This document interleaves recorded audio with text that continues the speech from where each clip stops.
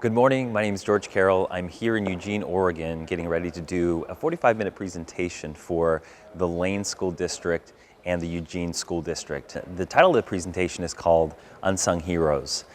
And the challenge that we have is that we have a community of people who are school bus drivers who don't get the credit that they deserve.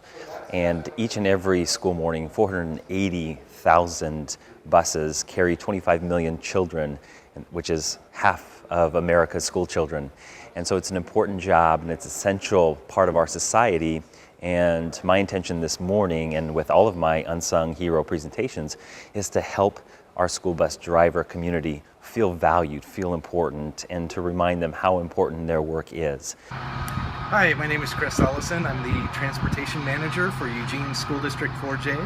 And I got to say, George Carroll, great guy, great motivational speaker, really got our crowd, my drivers and other school district drivers that joined us for his presentation, got us really pumped up for the school year. And I can't thank George enough. And if you ever need any information or anything, go to his website. You'll see George on there, and just a pleasure to have in our district, and look forward to working with George in the future again. It's my pleasure to introduce George Carroll. Thank you. All right. Good morning, everybody. All right, so before we jump in, here's what we're going to do. Everybody stand up. Yes, it's one of those. And give as many heartfelt hugs as you can in the next 2 minutes. Ready, go.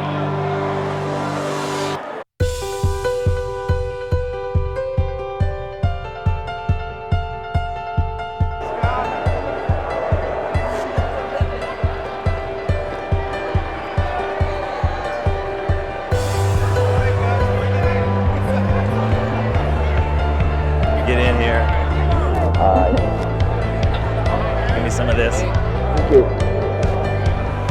Hi, George. Nice to meet you. Yeah, you too. What's your name? Linda. Linda, good to meet you. Give me some of this. Thank you.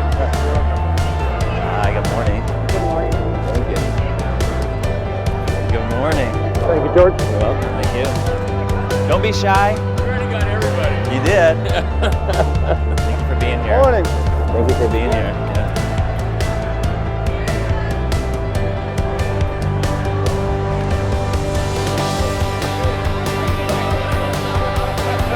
All right.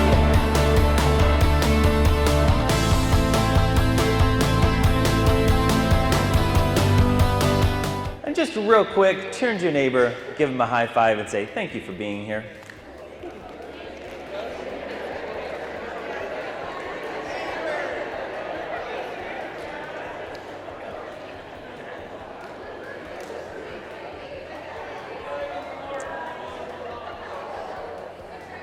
All right, you guys, so from the bottom of my heart, I want to say thank you for doing what you do. Have you acknowledged how important of a role you play in our society?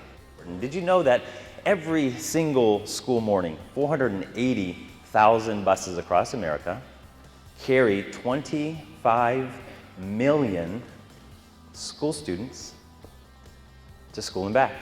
25 million. So you guys are carrying our future doctors who will come up with the next great medical breakthroughs. You're carrying our future scientists who will have the next great scientific breakthroughs. Who knows, maybe you're carrying the next president of the United States on your bus. Oh God. Oh God, she says. Who knows, maybe the next Nobel Peace Prize winner.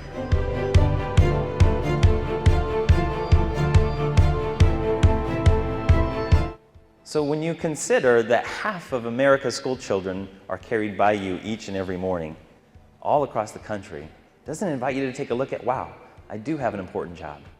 So not only are you carrying our future, but you're also helping to make our environment cleaner. For every bus that's on the road, every single bus that's on the road, it takes approximately 36 cars off the daily commute. So when we multiply, if we want to do some math here, 480,000 buses times 36, it's almost 17.3 million cars off the daily commute. 17.3 million cars not contributing to our somewhat already polluted environment, already polluted Earth. So not only, guys, are you carrying our future, but you're also helping to make planet Earth a cleaner, more sustainable place to live.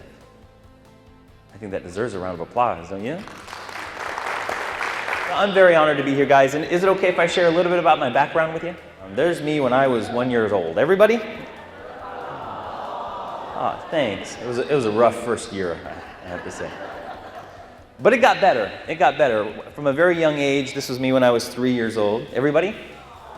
Oh, thanks, guys. I appreciate that. I appreciate that. Got me a full ride scholarship into the University of Northern Colorado. And I'll never forget this. I'll never forget my first day at the University of Northern Colorado. I'm eager. I grew up in Pueblo, Colorado. Anybody familiar with Pueblo? Grew up in Pueblo, Colorado. I get to UNC in Greeley, Colorado. My first day, I'm eager, freshman who comes in, and I'm looking for the registration area, right? And all of a sudden, I walk into the weight room, and I see this gigantic man. I didn't think he played football there. He had this goatee. I didn't know what a goatee was when I was 18 years old, so he had this goatee, and I thought he was this old man. So I walk in, and I'm looking around all eager, and he looks at me, he says, "Hey, little man, can I help you?" And I said, "Yeah, I'm looking for registration. I'm with the football team. I'm a freshman." And I asked him, I said, "Do you work here?" And he says, "No, I play defensive end." And he kind of laughed at me. And I kind of went into shock because he was 6'6", 250 pounds. And I thought in my mind, oh crap, I'm going to have to play people like you? In senior year, I was 95 yards short of breaking our school record for yards in a career. Everybody? 95 yards short for breaking our school record for yards in a career, and it was a harmless run play. On this play, my job was to block the defender in front of me because the run was coming from behind me. So I was sitting there blocking my defender, blocking the defender, blocking the defender, right? And I plant my right leg to give one last thrust into the defender, and the running back gets tackled from behind, and 400 pounds of force and weight come crashing down on my leg. Shatters my leg, shatters my ankle, and shatters my dream of playing pro football.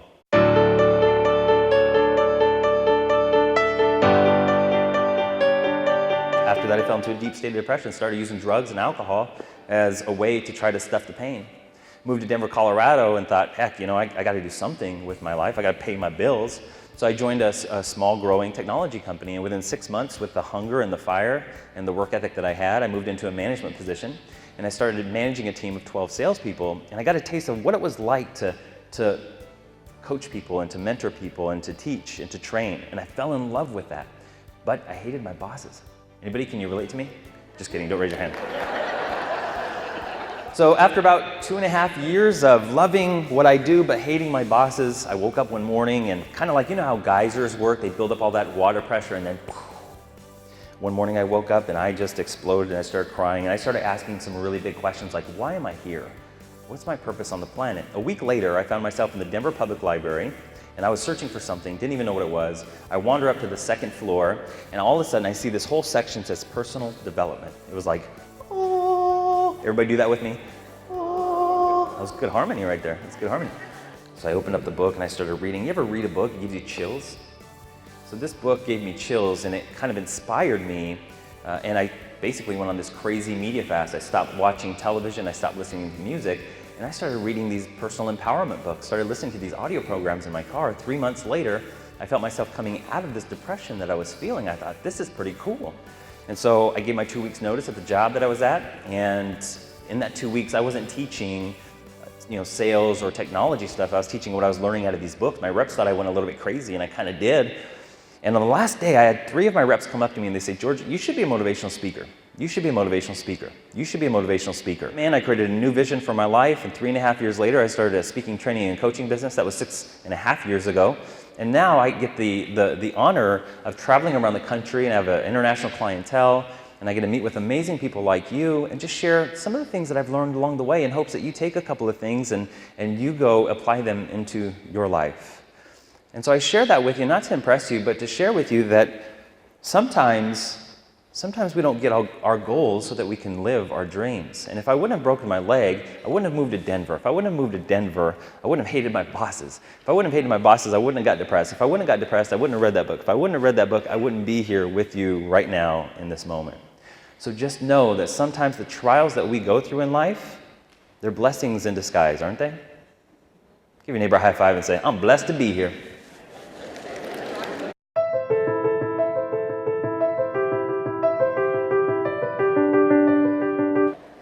There's a type of fire ant in the Amazon rainforest that builds their communities alongside of the river. And the gift of that is they're close to water, but the challenge with that is when it rains, the water levels rise. And as the water levels rise, these ants, get this guys, these ants intuitively know to come together and to hold on to each other when the water levels rise. And they literally create a living raft built with each other. What's even more interesting than that, as they create this living raft and start moving across the river to higher ground, what's even more interesting is that on top of this living raft is the most important cargo they can be carrying, which is the larvae. And so they intuitively know what they need to do to keep their species alive. And so when they get to the other side of the river and they reach higher ground, they all start to unload the larvae onto higher ground. Every morning, every school morning, 480,000 buses, you guys, carry our future to higher ground. Everybody hand on chin.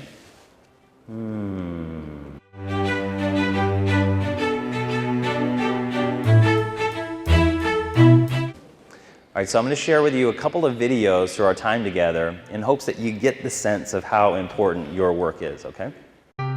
Today is a work day like most days for Angel Perry as she drives her school bus through the streets of Henryville, Indiana. But on March 2nd, 2012, her day was anything but routine. Tornado on the ground, guys. That's when an EF4 tornado barreled towards her bus filled with 11 school children. Ironically, all were headed home early to beat the threat of severe weather. There's a tornado right there, guys. Look, the metal cloud. I took a moment and prayed and headed back to the school, which I thought would be the safest spot for us and the children. Guys, we're just going to go as fast as we can into the school. Angel pulled up to the school and with just seconds to spare, calmly led the 11 children in her care off her bus and into safety. 8, 9, come on, 11, go. Approximately 45 seconds to a minute after she got all the kids in the school and in the safe location, the first wave of winds and damage occurred. Angel joined almost 40 others inside who sheltered safely as the tornado tore through the school. The bus she and the children had just left moments before was ripped to pieces by debris and thrown hundreds of yards into a nearby diner. We come out at the restaurant, got up here under the power lines and looked in there. I didn't see nobody. Anybody could have been killed in this tornado, but no kids was hurt, thank God. It's just a miracle. Angel's quick thinking and decisiveness saved 11 young lives that day, including her own son, who was also on the bus. She's a hero in my eyes. I do not feel like I am a hero. The strength was given from above. I know I could not have done it on my own. She didn't think she did anything that was worth recognizing, and she did, because she saved every one of those kids' lives.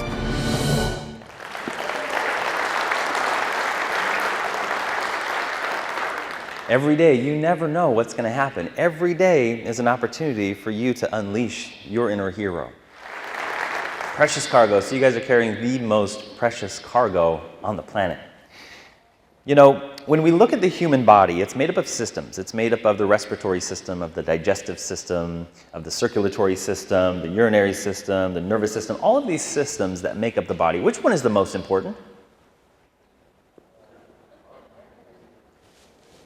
All of them, right? If one's not working, the other ones don't work as well either. Right? Every system plays a crucial part in the entire whole. So when we look at, for example, when we look at the school system, there are teachers, there are students, right? There are custodians, there are school counselors, there's a principal, and there's admin and secretary. And when you look at the system of the school, we all play a vital role in how we operate. Isn't that true?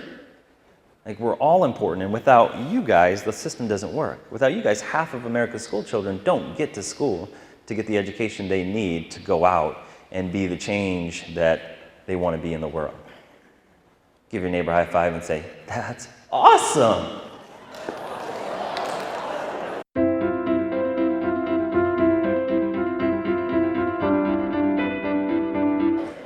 So I hope you'll take a moment and begin to, if you've ever questioned your work, if you ever questioned the importance of the work that you do, that you'll reconsider that, all right? You just never know, guys. You just never know when something's going to happen, and you have to unleash that inner hero. All right? You guys are the eyes of the city. You know, you get to see things daily, consistently, that most of the world won't ever see. And on September 3rd, 42 coaches and student athletes boarded this bus, and 42 student athletes left alive. So yeah. Caitlin, are you in here? Awesome. Can you stand up and can we honor her, guys? Can you say something?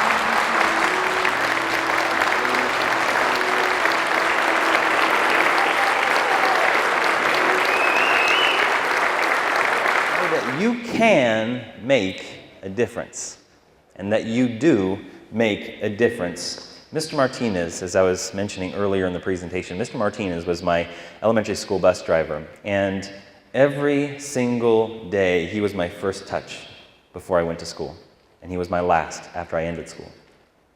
And every single morning he's always said, "Hey kiddo, you ready for a good day?" I'd be like, "Yeah, Mr. Martinez, I'm ready for a good day." But I didn't always have the best days. You know, I went to school and I was different. I was this half Asian kid in a primary Hispanic and white community, and I got bullied. You know, I got picked on, I got teased. And sometimes it hurt. Sometimes it hurt really bad, and I'd enter the school bus at the end of the day, and sometimes I wasn't in high spirits. Sometimes I wasn't feeling good. Sometimes I was feeling hurt. He says, "Hey kiddo, did you have a good day?" I said, "No." He says, and he always said this, he says, "Look at me." He says, "Well, you know what? Tomorrow's a brand new day." And it would always brighten me up to know that I had a brand new day the next day. Just that little piece of engagement made the biggest difference for me. And I get emotional thinking about it because I don't know how much self-abuse I would have taken if it weren't for Mr. Martinez brightening me up every morning and brightening me up every afternoon. So you can make a difference, my friends. And in fact, reminds me of a story of a man who used to walk the ocean. And as he would walk the ocean before he wrote every single morning, he would walk the ocean, he would watch the sunrise. And as he was watching the sunrise one morning, he sees this silhouette. It looks like it's dancing.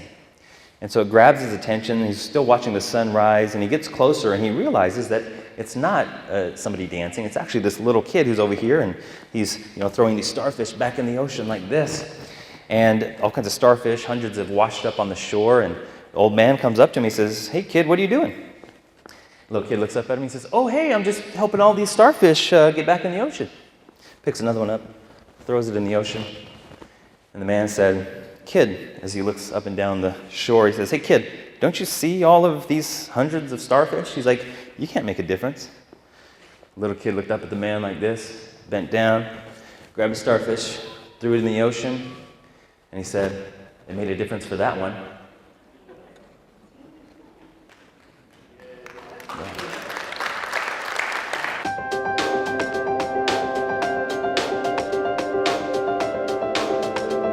And you do make a difference, all right? And so hopefully you'll go into your day and go into 2015 and 2016 with a new mind and a new heart, maybe a refreshed sense of possibility, knowing that not only do you carry our future day in and day out, but you're also creating a cleaner environment. Your job is valuable. You are important to the entire system. All right, thank you. Okay, can we give George another round of applause? Great, thank you.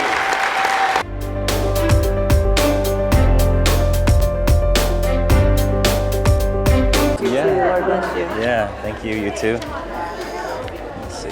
Hi. All right, nice to meet you. Nice to meet you too. Awesome. Thank you very much. Appreciate it. Yeah, you're welcome. Thank you. You got it. Okay. Give me some sugar. Thank you so much. You're That was welcome. great. Thank you. I appreciate it. Yeah. And are you a driver or? Yes. Yeah. I work in the office. I do the routing. Okay. But I'm an emergency driver, which means Oh, you are? basically I drive every day. Oh wow, good for you. Well, thank you for the work you do. Harry.